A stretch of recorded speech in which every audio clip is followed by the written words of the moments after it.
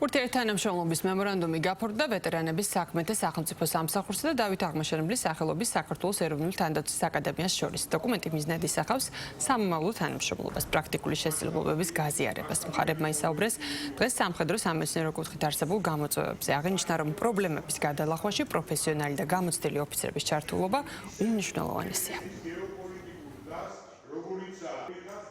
დღეს ვეტერანთა სახელმწიფო დეპარტამენტთან ეროვნული თავდაცვის აკადემიას შორის მოხდა მემორანდუმის გაფორმება, რაც ნიშნავს, რომ მომავალში ჩვენი ვეტერნებისთვის და მათი ოჯახის წევრებისთვის აკადემიასთან ერთად იქნება ერთობლივი ღონისძიებები გამართული, რომელიც ხელს შეუწყობს ჩვენს ურთიერთობებს და მათ ჩართულობას ეროვნული თავდაცვის აკადემიის როგორც სამეცნიერო, ისე გარკვეულ სასწავლო მიმართულებებით.